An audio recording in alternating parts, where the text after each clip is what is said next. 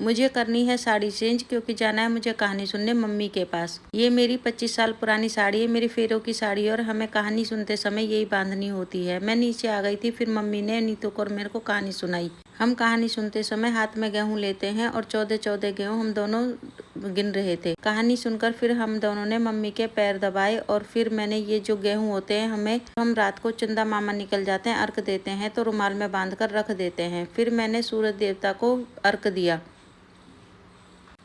और अपने पति की लंबी आयु की कामना करी। परिक्रमा लगा के फिर मैं नीचे आ गई और मैंने साड़ी चेंज करी और खाना बनाया खाने के लिए। मैंने खाने में बनाई थी मटर पनीर की सब्जी, आलू गोभी की सब्जी, रायता, सैलेड और पूरी। मैं अभी खाना तैयार करके रख दूंगी और जब रात को ये आएंगे तो ही गरम गरम पूरियाँ सेकूंगी। अभी मैं खाना तैयार कर रही हूँ। मैंने टमाटर को मिक्सी में पीस लिया था, ग्रेवी बना ली थी। अब इसमें खोवा डाल दिया और पनीर को डाल दूंगी। मेरी बेटी भी मेरी हेल्प करा रही थी। वैसे उसका आज ऑफिस था लेकिन फिर भी बेचारी बीच बीच में मेरी बहुत हेल्प करा रही थी।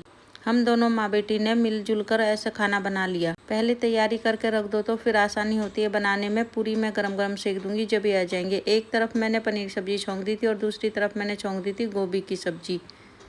बेटी ने सलाद काट दी थी। इतने दोनों सब्जी बन रही थी। मैंने रायता तैयार कर लिया था, बूंदी का रायता, और मैंने फिर आटा लगा के रख दिया था पूरी का।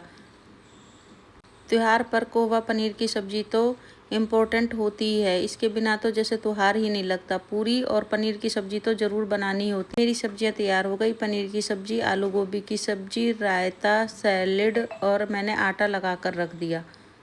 रात को तैयार होने के अपना सामान निकाल कर रख दिया कि तैयार होंगी। और तैयार होकर मैं नीतू से नीचे करवे पलटने आ गई। हम दोनों ने करवे पलटे और मम्मी को बायना दिया। मम्मी को बायना देकर हम दोनों ने मम्मी के पैर छुए और नीतू ने मेरे पैर छुए। फिर ये आ गए थे। मैंने इनका खाना तैयार करा। पहले मैंने गाय की रोटी निकाली, अग्नि देवता का भोग लगाया और फिर ठाकुर जी की थाली लगाई, ठाकुर जी का भोग लगाया। ठाकुर जी का भोग लगाने के बाद इनकी थाली लगाई, इनको खाना दिया। पहले इन्होंने खाना खाया और फिर खाया बच्चों ने खाना।